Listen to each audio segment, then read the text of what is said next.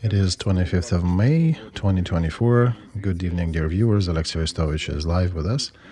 Hello, Alexey. Hello, everybody. We are really streaming live. Please write in the comments under this video the questions and other things you may want me to ask of Alexey. And perhaps you want to add additional topic to this stream. If you will miss this one, you're welcome to add more to the next one. And let's start with Kharkov today. It's the fourth strike in one day. Occupants hit the center of the city. So far, we know about 11 people who got wounded. And it is a civilian building with a barber shop, cafeteria, post office. What do you say about today? Why do you think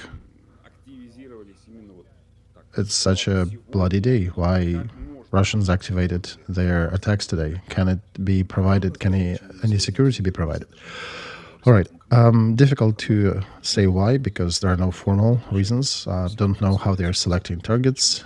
We have no data why they're hitting here and not there. We can consider that perhaps they got some information and they're making conclusions, but that could have happened at any day. Doesn't have to be today. As for defending Kharkov, from the measures they're using against it, it's almost impossible to defend it with. And you can probably defend it from Iskander missiles if you put a couple Patriot systems. But for the most part, they're using gliding air bombs and S-300s, like today. Most attacks understood were carried by S-300 missiles. And we do not have means to intercept those. Even Patriot systems? Well, the much trumpeted Patriot systems theoretically can intercept those. It's difficult to hit the gliding bomb, but yeah, it's doable. But economically, we would not have enough resource. They can deplete our Patriots with these. Each Patriot missile is $1 million and above. A bomb is maybe $50,000. It's a very disproportional way to wage a war. If we'll be fighting like that, then all American stockpiles of missiles would not be enough to protect Kharkov. And then we'll find ourselves in a situation where we cannot protect Kharkov and we have lost that defense capability elsewhere.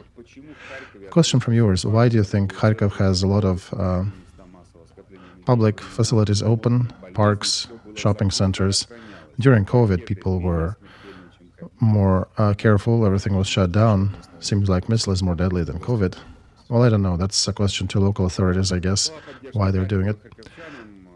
Words of support to people of Kharkov. We understand how difficult it is for you. Let's go to the next topic. General Secretary of NATO Jens Stoltenberg requested allies from NATO to remove limitations for use of their weapons to hit military targets in Russia. He is saying that the time has come for allies to remove certain limitations imposed on the weapons that they have transferred to Ukraine, especially now when a significant part of military actions are happening in Kharkov, and they're preparing for that on the Russian side, beyond the border. Refusal and inability to use these tools to address Russians' threats, it's not a right approach. So what can you say about it? I would say there's a serious trade happening now between the world and Russia and China in light of the 15th of July, when they were seriously hoping, some of the forces were hoping to implement a ceasefire. Specifically, it is pushed by Macron, and there is a certain trade happening about this topic. Russia is executing training operations in Belarus, moving some things on the Narva city. And what are we doing, right? So Russia is essentially brandishing that they can move borders, they can still attack other targets, they can maybe attack NATO. And then NATO comes out and says, well, we can use perhaps long-range ATACMS on Russia. At the same article, by the way, Stoltenberg also said that he doesn't know when Ukraine will become a member of NATO. NATO is not going to send troops to Ukraine, and NATO members should not be shooting down missiles over Ukraine. On these statements, one can draw the lines, what the trade process is going about. What are they discussing? And these are the things that need to be addressed before they reach the point where they can talk about ceasefire. And President of Ukraine already mentioned today in the interview with Middle East and Middle Asian media that he is not looking for ceasefire because he knows what costs will be applied against it, and he doesn't see that as a probability. And he also says that Russians tend to violate the ceasefire agreement daily whenever that occurs, so that's why he is against it. How do you think the events will unfold? I think the West will be trying to provide enough pressure on the president of Ukraine.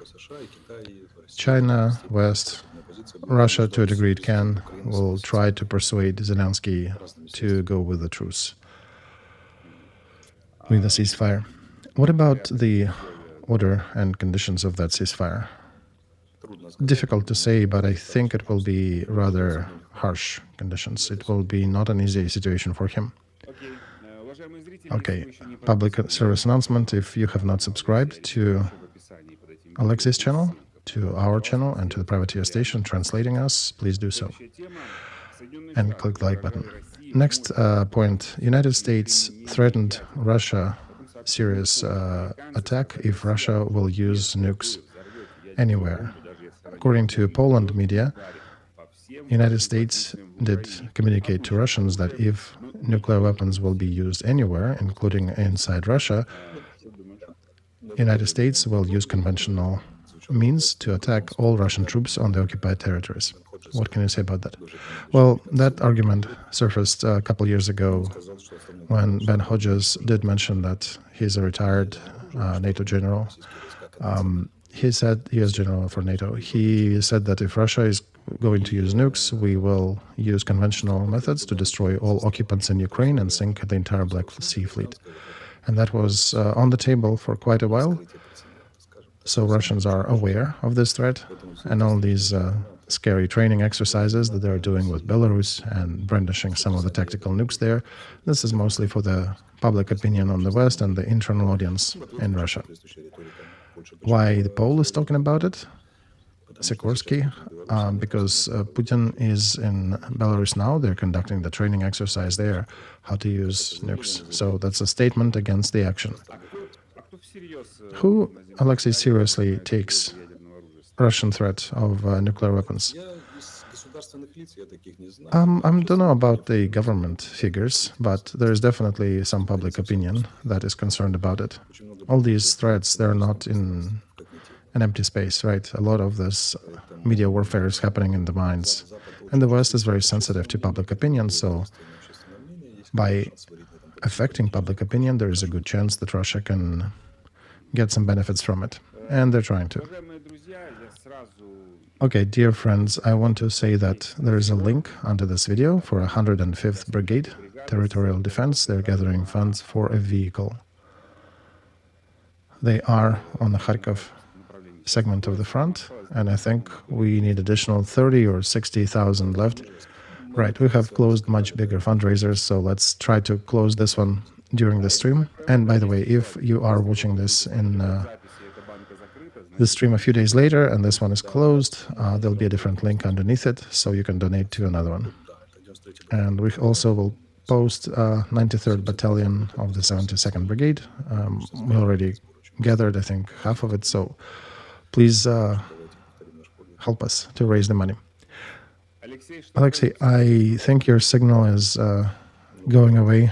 Oh yeah, no, that's a European internet. It ebbs and flows.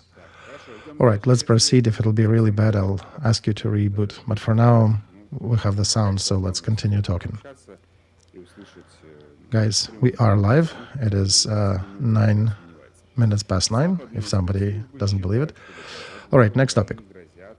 Western special services think that until 2024, Ukraine might lose significant parts of its territory. That's Frankfurter Allgemeine Sonderzeitung publishing in Germany. And the publication tells that overall perspective for Ukraine looks rather grim. It is not expected that Kiev will take the initiative this year, and it states that Ukraine likely will lose more territories than during the months that already passed from since January. Is it also part of that campaign? Yes, this is also part of that media campaign to force Zelensky to negotiate, to sit down at the table, talk about truce and peace. And that pressure will be growing by different means, because me analyzing open sources and meetings of the officials of different countries, there is already a strategic decision made by Russia, China, United States, and France, at least. And I suspect not only France, probably European Union, with some exceptions, that they will try to reach a ceasefire agreement and to stop this war. And it's only Zelensky and Great Britain who are actively against it. And in Britain, they have re-elections on the 4th of June, and Zelensky has a lot of chances to remain alone in this field. And we're just looking at overall situation in the world. There are people of different opinions in each country, right? But the pressure is indeed growing. When do you think the pressure will spike? Well, if they want to reach 15th of July before the Olympic Games, then probably 2-3 weeks before that. Right, there is barely no time left. Indeed, Vasil. 2-3 weeks. Most important things happen in this war after you hear about them in about 2-3 weeks. Nothing changed in the beginning. All right, let's proceed. American bureaucrats are preparing for possible growing activity in North Korea. Most active actions in the last decade on the eve of elections of American president in November, probably with additional push from Putin. That's according to some US publications referring Biden administration. Well, first of all, American troops are in South Korea, and they're in the immediate vicinity of the border where they can be reached by North Korean artillery. American base is between the border and Seoul, so they're really close to that, and there definitely are always issues there. There have been a lot of incidents during the times of ceasefire, right? There's no peace treaty between two countries. Everything is hanging for the last 74 years on the ceasefire agreement. And there were submarines sank and different Navy vessels torpedoed. So the threat is always there. And Korea was executing launches of ballistic missiles towards Japan and American bases. So fleet may suffer. And Asia is in the focus of United States attention. They are preparing for different variants. Of course, they are concerned with concerted actions of North Korea, China, and Russia as a joint trifecta. They do not like it, and they're working to prevent that from happening. All right, next question. Is there a probability that at some moment Russia, China, North Korea will ignite as many hotspots as they can create in Taiwan, in South Korea, and Ukraine? We understand that. Well, the retaliation will be horrible for them. So knowing that, they'll probably continue their activities in a sub-threshold zone, just like Russians near Narva, when they declared some reassessment of borders, have stolen some of the buoys along the river. Formally, that's an action of aggression, but nobody is shooting at anybody. Modern NATO and modern West do not have mechanisms to react to sub-threshold activities and threats. And if you can review my speech at the Baltic Forum, I was addressing that. It's available online on my channel and in English on the privateer station. I was addressing what NATO needs to learn. They need to react and learn how to react to these things. What would be the right formulation? To acknowledge, to record these sub-threshold actions and figure out mechanisms how to collectively react to that.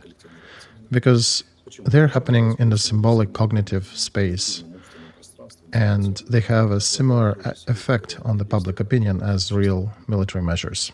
And they can reach to affect public opinion via these measures. That's what China would continue doing, same as they did recently when they sent vessels and aircraft towards Taiwan. So they had a full battle-ready situation. The same as Russia is continuing provocations near Baltic countries. We did talk about that about half a year ago. We heard a lot of pushback at that time. Well, here is a provocation near Narva. And they also are acting concertedly already. So the next step would be, after that sub-threshold actions, would be going to the active hot warfare. Very distant probability. The West is still much stronger than them, so they probably will refrain from hot action in new hotspots. Well, Alexei, a lot of viewers are asking for you to reboot if they can. I understand the matter means more at this stream. And I don't know, Vasil, my stream works fine. I hear you, I can see you. Right, but we see you very pixelated. Perhaps you can make it better. Okay, let's see if you can reboot. Okay, here he is. He looks actually much better. I was so happy on my side that there are no interruptions. Apparently I was pixelated puzzle for you. Okay. Another question, Alexei, in a format that is so beloved by our viewers. Alexei, do you think that gliding bombs may be reaching the city of Dnieper? What conditions need to happen in order for that to occur? Well, for that, the front needs to collapse and Russians need to move another 60 to 80 kilometers deep. Right now, that's a very remote perspective, so it's questionable whether this eventuality will even occur. Another question about demobilization. If that goes through, the front might collapse, but nobody talks about demobilizing now, because the government will probably have to slowly replace ones with the others.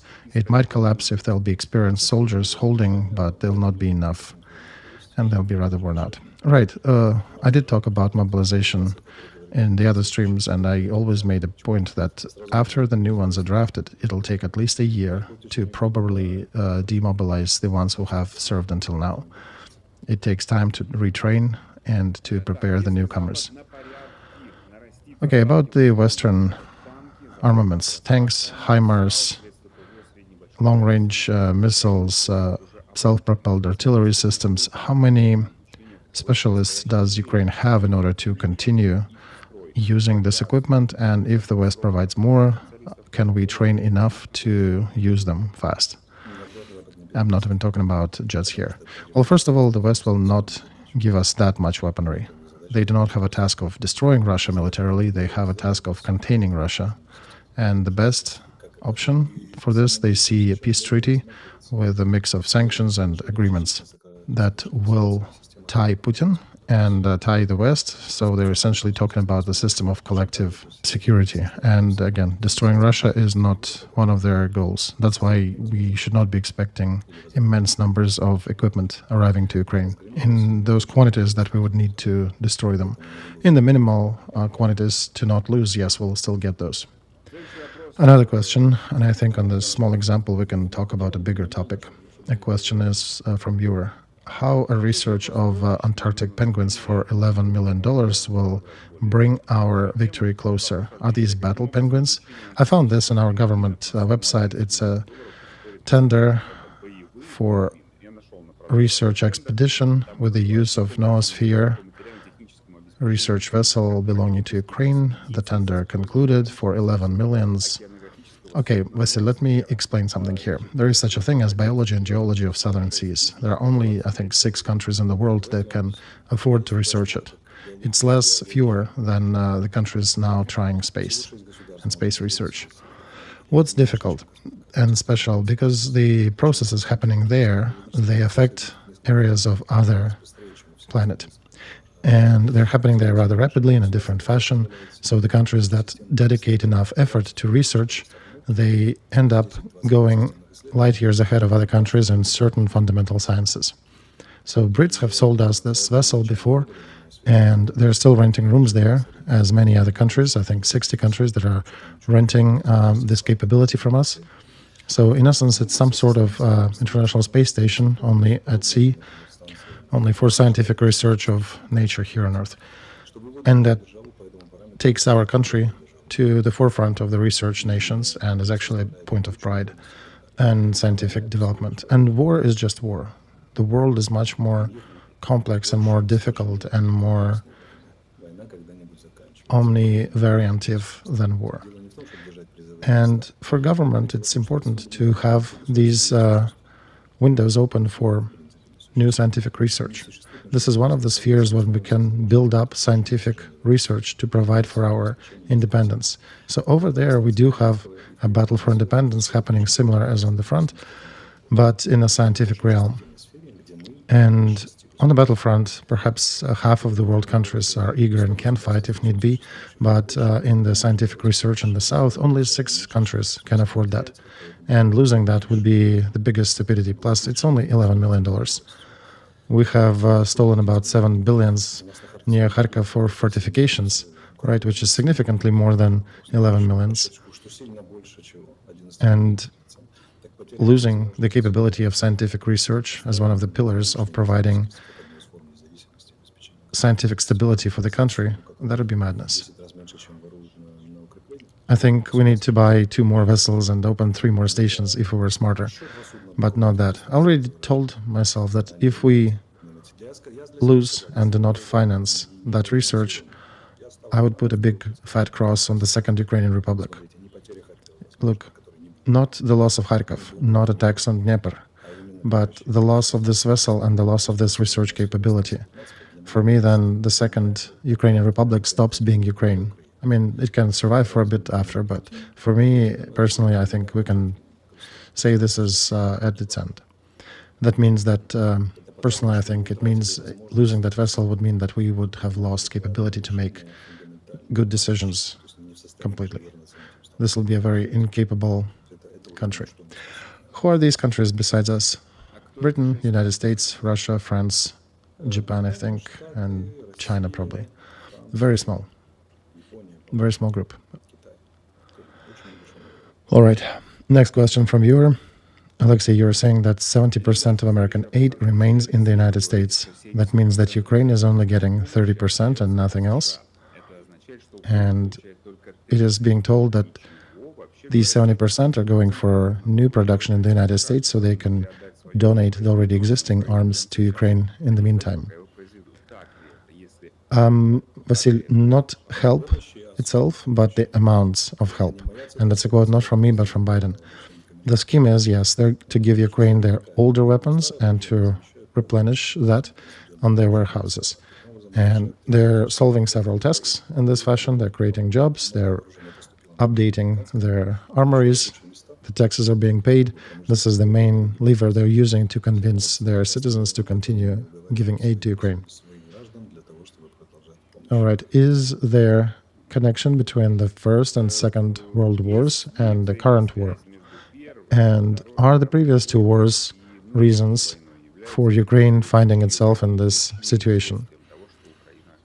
I think there is a good connectivity there. It's much easier to trace big events via the chain of wars. One can say that any big war, starting from the 1600s, from the 30-year war, all the wars to follow are direct continuation or in connection with that war, including the current war in Ukraine. Do you think... Okay, before we go there, let me show you some connectivity. Prussia, as a small territory that was very reminiscent of today's Moldova, I guess. I would remind that back in those days, Germany had almost 400 states within it. And Prussia was one of the weaker ones, and also being located on the periphery. And Bavaria was planned to be the center, or should have been, the center of Germany. Catholic Bavaria. Then something happens, and the Duchy of Prussia, that was very dependent on the Poland kingdom, they were vassals of Poland for a while, all of a sudden it gets a chance to be autonomous and then to become kings from dukes. And why? Because of the uprising of Bogdan Khmelnytsky, because Poland gotten so weak that they couldn't hold the territory. Bogdan Khmelnytsky here in Ukraine held an uprising that weakened Poland. And Prussia actually has a note in its history that they owe a lot to the uprising of Bogdan Khmelnytsky in Ukraine. It owes its independence. The uprising of Prussia by Frederick II, the growth of Germany, depends to a large degree on that uprising. And you're saying First World War, right? So different events affect history in different fashion, right? One just needs to look deeper. Do you think, Alexei, another question from viewers, we could have a fully contract army in Ukraine that will increase salaries for the military, better motivated people, stronger army, Somewhat contractors like Russia is using, but that would be a different one. All right, contracted army can be in peace times. It allows to keep the core of your army and preserve the experience, because most of conscripts, they come, they serve for a couple of years and then retire. But big continental wars, such as our current one, you cannot be won by contracted armies. You have to mobilize people. Then we can talk about the quality of mobilization, how people are trained, how they demobilized. That's a whole separate discussion, and as you know, I have a lot of critique to what's happening now in Ukraine. But you cannot win the war of that scale with contractors' army. To answer this question once again, why are we not attracting foreign military experts who are ready to travel around the world, well-trained, those who know how to fight? What can you say about that? I think we touched this topic before, but let's talk about it again. Well, first of all, we do attract them. I think we have about 25,000. I don't know about the current time, but at a certain point we had 25,000 of Foreign Legion experts here. But if you think a lot of those experts would like to go fight in our current conditions with advantages, overwhelming advantages at some points of Russian army, you should reconsider your premise. That's another thing. If you need to find 100,000 of those, you will need a lot more money to sustain such an army. And we just don't have that much money. And without having enough free funds and without enough volunteers, we cannot attract that many. Well, another thing is we're probably not too active to bring specialists in certain military specialties. But it's also language barriers and other things. Imagine we have acquired a fantastic air defense systems expert. He is there and fighting Russian targets fantastically, but his mates do not know English or French or Spanish well, and their communication is horrible. It's difficult. And if we talk about pilots of F-16s, well, that's a different topic, but that's a political decision of the West. They would not let any of these pilots go. There has to be a certain decision on a high level for them to appear here, and this is a different strategic factor of so-called international brigades appearing in the skies of Ukrainian F-16s. All right, then going back to the beginning of our conversation about pressure and attempt to force Zelensky to negotiate. Do you think we will get F-16s until the middle of summer? Yes, I think the West finally figured out a very simple thing, that negotiations have to be happening from the position of force, from a stronger position rather than a weaker position. So they're not going to slow down the supplies during these negotiations, and there'll be even additional support coming to Ukraine. Blinken just announced that. European Union is conducting at the end of this month additional meeting about increasing aid to Ukraine, and roughly we're looking at the elections to European Parliament at the end of or middle of June, and the new parliament will adopt additional bill about helping Ukraine, probably a couple dozen $1 billion, and then also reorder additional arms for Europe for another 60 billion, and part of that will also go to Ukraine. That meeting to figure out the details and the budgets, that will occur in June, and we will not be abandoned. We will continue getting help. Moreover, you can hear that after that, it actually is being spoken that after the truce, after a discussion to negotiate, if you think that supplies will cease to come to Ukraine, you are wrong. West already highlights that, and they're saying that they considered that mistake. Plus the peace plan of Trump that was recently discussed, that was supposedly leaked or supposedly somehow disclosed. There was an interesting point there that if Ukraine will go for a ceasefire, for a truce with Russia, American aid will not stop coming. So their point was that they will continue beefing up Ukraine so this war doesn't repeat. And I tell you that one of the questions I've heard time and time again is that, okay, and we're asking the West, if we go into some peace agreement, Russia will continue to amass more measures and more tools to fight against us, so no air defense systems will help us. They're actually answering that if Russia will engage Ukraine again and will go into the second stage of this war, they're actually considering deploying NATO troops into Ukraine territory proper. So this is not, let's come sign some truce agreement and abandon you. I think they understood how Putin regime works, and they're full of very serious intentions to not let the repetition of this war happen. All right, very interesting point. Let's continue. Another interesting question from viewer. Alexei, what do you think about the gathering in Lviv, about Russian opposition, Russian military that are fighting in the ranks of Ukrainian army? Sure, that's fine, but let them meet. They have a memorandum, they have certain agenda, or they call upon Russian opposition to acknowledge them, to recognize them, and to work closer with them. I was a little more surprised that they have gathered in Lvov, because that actually presents a good fat target for Russian Iskander missiles. But supposedly they managed to keep it secret, so they were not hit in the process. Right, I guess it was so concealed that even Sadovoy, Mayor Lvov, didn't know that. But those people who know are telling me that he is not exactly being truthful about that. Right, the 24th channel talked about it, but he didn't know. Okay, how do we change or dismantle the Russian system of management, a Soviet system of management that still is permeating Ukrainian military? It's difficult to do that during times of war. You need to be an extraordinary leader to replace methods and figures during war times. But what we need to provide is make sure we control the execution of tasks that are being given. We have good estimation of what's happening.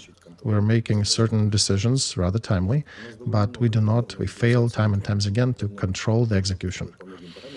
Now, when our Special Prosecutor's Office have started 26 criminal cases against a brigade that left certain positions in Kharkov, that's almost the first attempt to put on trial those military who failed to hold their orders and to present certain criminal investigation, criminal pressure. So understand, there was additional case against Zaluzhny and some generals about South, but we'll see how that unfolds, because another important factor is who will be the judge, because you need to be an expert in order to understand the actual peculiarities of each situation in war. But this body, this prosecutor's body, actually has a special committee for military times, and they, I think, even have some experience. But I still am bringing the matter of military justice system that has to be propped up in our country. And even Sun Tzu talked about one of the first military strategists in recorded human history. If you want to understand enemy's military system, look at how people are rewarded and how they are punished. And we have very weak element for punishing people for mistakes and wrong decisions. So in order to replace Soviet system with something else, you need to make sure that subordinates have an option to resist and to express a different opinion to their commanding officers. You need to create a system when they can discuss and say in the open that your idea is not going to solve, not going to help. Here is a better idea, and that should be ingrained in the blood of the military. The feedback is important. And another thing is our whole army is still managed not by orders, but by instructions. The difference is the moment you use the word battle order, combat order, you will be facing some responsibility for it. For a combat instruction, there is no responsibility to ensue. And since 2014, basically the whole commandment of our army is being carried out by instructions. All right, the next question from viewer. Alexei, you always highlight that Republicans want to help Ukraine and Democrats are spoiling it. What facts are you relying on?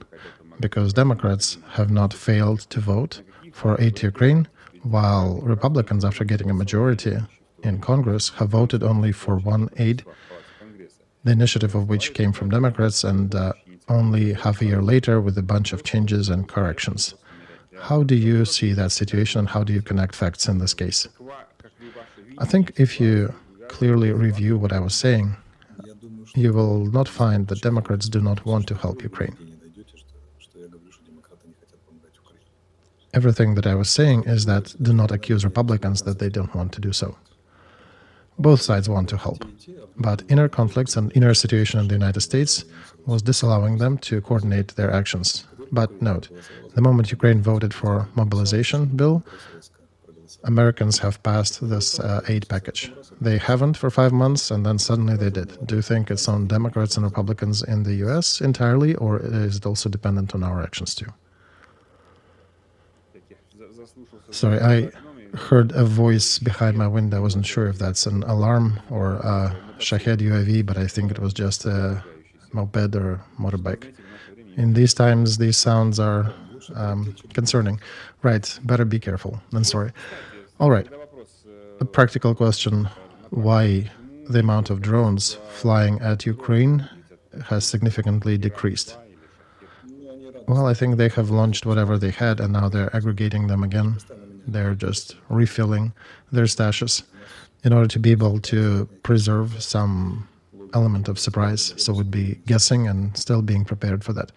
I think they're just aggregating them for certain actions in the future. They are using quite a bit of them near the front line, in the depth of the near 70 kilometers from the front, which haven't happened before. They usually attack targets much deeper in Ukraine. I think they're probably, in my opinion, they're still just refilling their stashes of those UAVs. Another question. If at the beginning of 25 there'll be a peace treaty between Ukraine and Russia, will sanctions be lifted from Russia, and will the supply of weapons to Ukraine dwindle? Well, sanctions will probably be partially removed from Russia in this case, but military supplies will not stop coming to Ukraine. Alexei, how do Chinese statements look in the light of data of British intelligence that China is supplying long-range weapons to Russia, but yet they're speaking in the open about ceasefire? Do you think China is solving their geopolitical tasks with that? Well, these messages were coming from the leaving prime minister, and they were given as high likely. They were not given as a fact that China is supplying these long-range weapons. Americans and Europeans, the day before yesterday, both said that they don't have this data. So, taking it as a British game to continue this war would probably be the right approach. And once again, I'd remind that they are of an opinion that this war needs to continue till the moment when Russia is defeated and shamed. I think they're the only Western country of such a stern position. Another question about an assassination attempt on Fico, who is pro-Russian politician, and then the death of President of Iran, who is de facto in the same camp. Do you think these are the chains of a bigger game, or should they be considered as coincident events? I think these two events at this stage are just coinciding, in this case and in this stage. So Lukashenko shouldn't have being afraid too much. Well, but what liquidation of these figures give the world on a big scale? Let's model that. Let's imagine that at some point Alexander Lukashenko, the president of Belarus, dies from thrombosis or something. Well, I'm not talking about him. I'm talking about Iran, Vasil.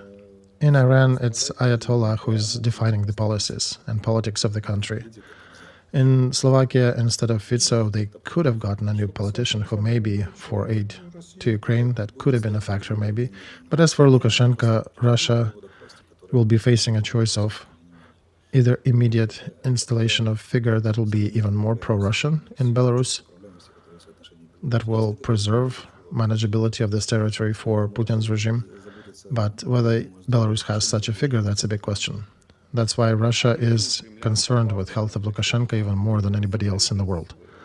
Do you think Kremlin has a temptation, if we're talking about scenario without Lukashenko, to not play elections and just install a figure, a governor or somebody? Well, the question would be who is that figure and whether Belarus will listen to him. Of course they would want to, but how to implement it? Once again, they do not have enough troops to occupy Belarus, and it will not be taken lightly by Belarus citizens as well. And second, a figure that would be a compromise figure for Belarus who could be managed from Russia and would listen to Putin's administration, you'd need to conduct some elections, right? And elections is a whole other story, as 2020 showed us in Belarus. Many things can happen. About training exercises, I would ask another clarifying question. Was nuclear weapon actually in Belarus? Yeah, it's there. According to the Western data, tactical nukes are present in Belarus.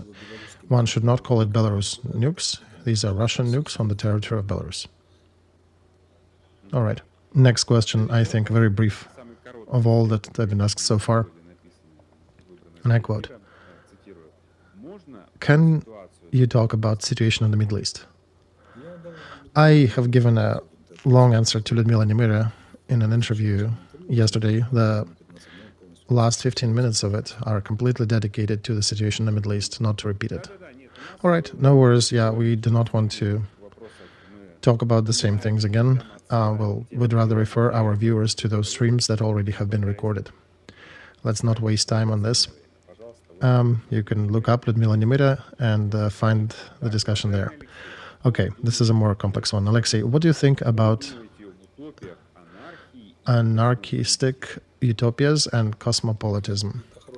These are good plans that can inspire a lot of people, but the problem is that they're unrealizable, and we have to be realists, and we have to stand and keep both feet on the ground. You can inspire yourself. I do like the world of Midday of Strugatsky brothers, the sci-fi writers. That inspires me, but the chances of us building such a world in the foreseeable future are near nil. So one thing is to be inspired, another is to remain in the world of reality and to conduct realistic politics. So I do like inspiration, but the life does want you to be taking more actual decisions. I wanted to ask about Poroshenko also, but I forgot that I wanted to start our stream that on 25th of May, 10 years ago, Petro Poroshenko had won his elections in Ukraine in the first round. I wrote about that 10 years ago. Facebook reminded about me today. Do you remember that day in history? That was back in the days of Maidan. There were other leaders at that time. Petro Poroshenko was not there, and then he appeared on that Tractor C and has changed the whole political layout for the next 5 years at least, and probably more. What do you think about the events of those days 10 years ago? Well, if you read my posts, back in those days I was actively going to Donbass, was working on the People's Reservist system, was very active in participating in those military actions that were happening in those days. And I saw how our troops act, how our leadership acts in the military, very disappointing, very non-professionally. I was very angry at our current leadership, and I was very angry at the defeat of Maidan, because the rise of oligarch Poroshenko to power was a defeat of Maidan for me, in my view. And those desired changes that Zelensky betted upon later, removing the oligarchs from power, etc., they did not happen then. That was a counter-revolution, in my opinion, the coming of Poroshenko to power. I have never been quiet about that opinion, but starting 2017, I think, I started to review my opinions about Poroshenko in regards that he actually was dedicating some effort to creating military industry in our country and adding more capabilities to our military. They were inadequate, but he was one of the few Ukrainian presidents who was actually doing something. Because for the most part, Ukrainian presidents were just selling Ukrainian army apart. And he was actually doing something. And that's where I praised him, but only about that. So in a global scale, if we estimate the effect of Poroshenko, was it more good or more harm for the country?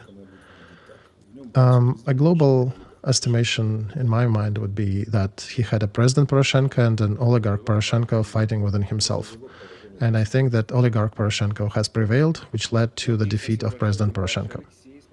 All right, next question, Alexei. What do you think about the plans of globalists about destruction and decimating the population of planet and the unified world order?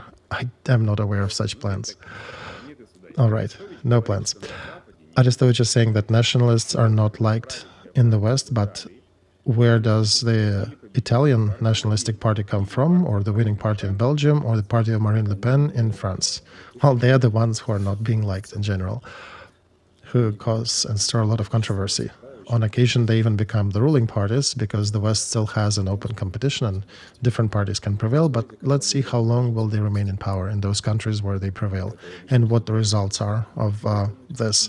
And you'll understand why people prefer centrists, those who can be negotiated with and who will come through with these negotiations and the agreements. A question that I think you already partially answered, but still. Alexei, I'm 17 years old, I study abroad, but I want to come back to Ukraine after victory and help Ukraine after. But I'm afraid that everything may start anew. What steps do we need to make in order to prevent the second round of this war? Well, first we need to sign a truce, a peace accord that will account for real interests of parties involved, and we'll need to be building and pumping our economy, our military-industrial complex, our army. We need to be preparing for the second war in such a fashion that in all scenarios, Russian strategists would understand that starting this war would be very undesirable for them. Greetings, Alexei. What does your school Apeiron mean? From a question from Zaporozhye. Apeiron is the meaning from ancient Greek philosophy. That is the name for a matter that created everything in this world, that was used to create our world. So that's how I see our students. They come here as matter, and we help them to organize.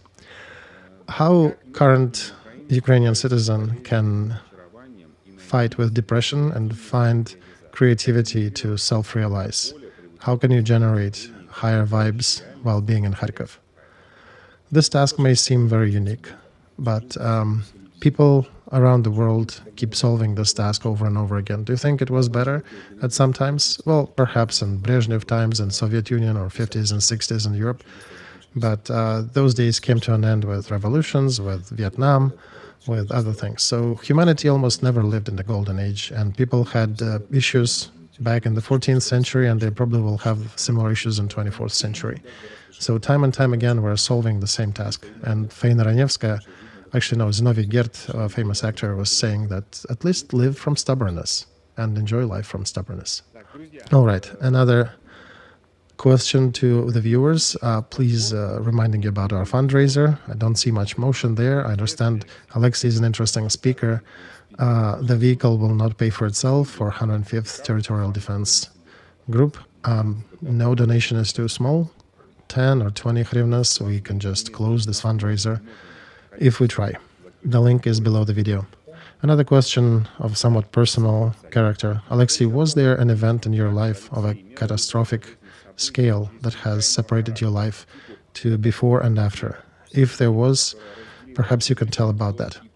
I had a lot of events and crises of a rather serious scale in my life. I found myself in different situations where I didn't know if I would be alive in the next minute or two or several seconds, but not a single event separated my life into two parts. They just became parts of my experience. Life for me is the collection of crises, internal, external, and I'm like a surfer using them, so not a single event that would have changed everything. The only event that changed a lot, I would say that when I joined the Black Square theater group on the 5th of September 1993. How much can this be considered a crisis? Probably, I guess. It was somewhat of a crisis in my life, but definitely not related to deathly stuff. I had a lot of risks in my life, but all that the life changed, the life ran in front of my eyes and changed after. No, I cannot bring one event like that. All right, next question. Thank you very much. How can we unite our society? Because in recent times, people have formed small groups and are just exchanging hatred to each other, right? Small groups hating each other. That's generally one of the human features, but overall our politics is also banking on separating people, and I would say we would need to change politics in the country to make sure that the desire of people to be joined, united together over some ideas, that needs to be brought on the forefront. I'm reading more questions from commentary. I already picked a few, but I'll read a few more. One of them is, what Yanukovych is in Belarus for? There is no secret about that. Yanukovych cannot meet Putin in Russia, Putin does not accept him, and Lukashenko and Yanukovych are old friends. And Yanukovych talked to Lukashenko into arranging the meeting with Putin at his house. Understandably, that Putin will not leave the table when Yanukovych is there, so they will have to talk. But yeah, I can only imagine that Putin is sitting at the table and Yanukovych comes from behind, closes his eyes and says, "Guess who?" Right? Yeah, something like that. All right, one more interesting story that was there.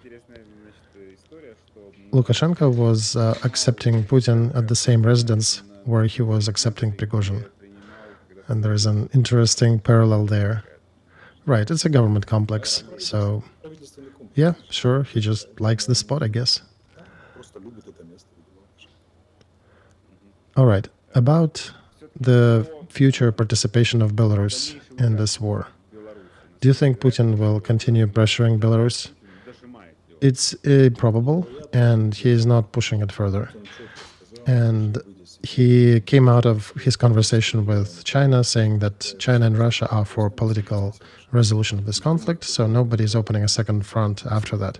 And there are two scenarios here. They either have said the truth, or they're conducting such a scale of disinformation campaign that one would be hard-pressed to find an equal to, because you would have to think in a much more strategic time frame, and that would imply destruction of a lot of things globally.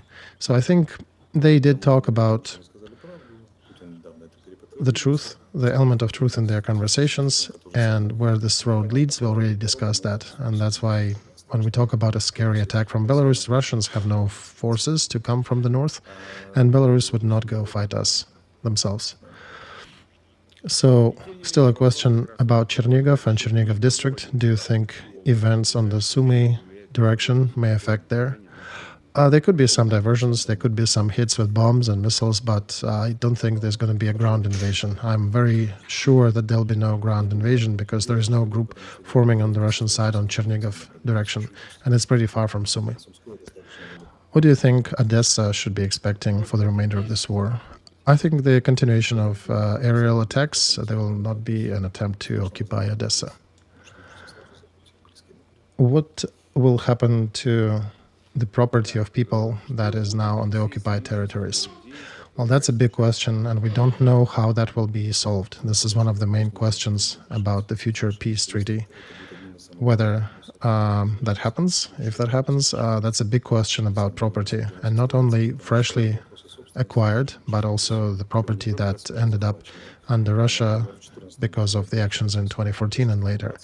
In Donbas region and Crimea, what to do with that is very unclear. There are some international guidelines, and we talked a bit about that in the Istanbul agreements, but there are different paths forward, so perhaps a compensation for lost property.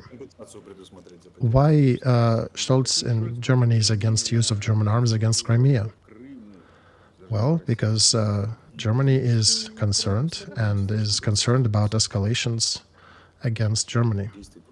There are groups of congressmen in Germany who are for that, who actually stated today that we need to make sure that we allow Ukraine to use our weapons against Russia proper. But Scholz is a head of coalition government, and he needs to balance rather actively in order to preserve the government, and so he doesn't lose his power. And his opinion differs. I think he has the lowest rating in Germany. Today is the lowest rating throughout his time that he has been in power. I'm not sure how much he really is afraid. Could be just political stuff, but according to the polling in Germany, 55% of Germans said that they are for creating a separate German army. And that's a very active position. I don't know if that fits the spirit and desire of all Germans. If there'll be a direct question, would you like German arms to be used against the Russian targets on Crimea? Perhaps a notable percent will say yes, but his official position is what it is for now. And a question about this alternative European army, is that some scenario in case Trump wins in United States? Oh no, that exists, I think, already since 2006, 2007. The euro, it's already there, and de facto as well. It's more about the further development of this.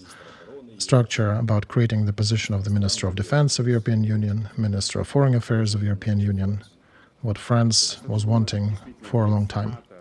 What do you think will happen to NATO in case Trump wins in the United States?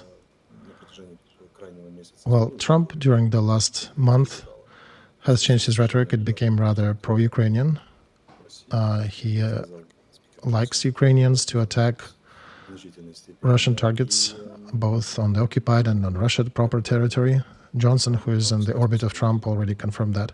And Trump is capable of providing surprises.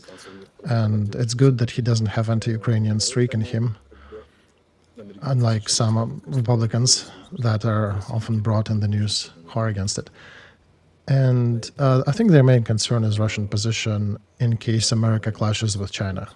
So one needs to understand they're absolutely not sentimental for this alignment to happen, and they would try to prevent this alignment by any means possible. But at first, they would like to come to agreement. They would always show two pills, the red and the blue.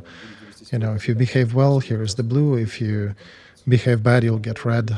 If you'll mix your behavior, you'll get both, and you probably won't like it. So they're looking to weaken Russia by all means they can, including giving arms to Ukraine that can hurt Russia significantly with allowing Ukraine to hit targets in Russia.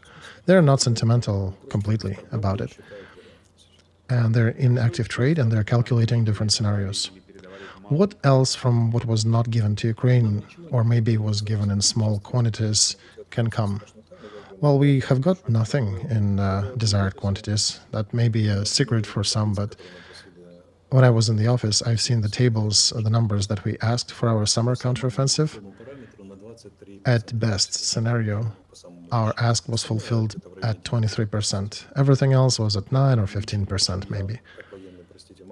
And that, as a military expert, as somebody coming from the military background, I can evaluate that we were not asking for extra.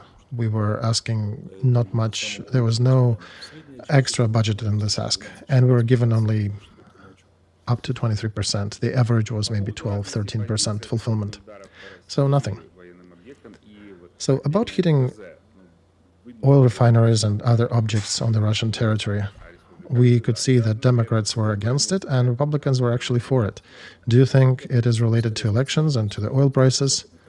No, this is mostly connected with Western interests in Russia, because lobbyists are somewhat connected, still hopeful for future work with Russia, and the situation with the infrastructure and how much of it will remain after the war. Secondary, perhaps, some oil fluctuations, but how much will it be affected?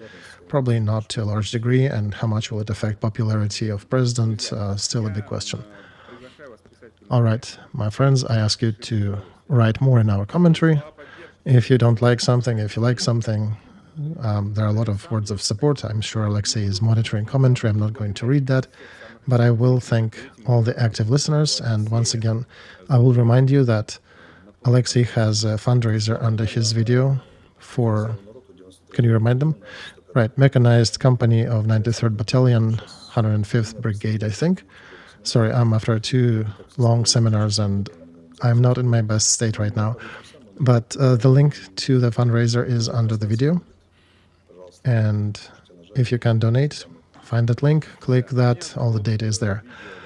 And likewise, on Golovanov's stream, at the bottom, there is another link for a vehicle for territorial defense unit in Kharkov direction. There is very little bit left. If you have not subscribed to a YouTube channel of any of us, please do not forget to do that if you can. And of course, to the privateer station that is bringing you these conversations in English. Thank you so much for spending your hour with us. Alexei, thank you too. Till later. Thank you. Take care, and we'll see you in 2 weeks. Dear viewers as well.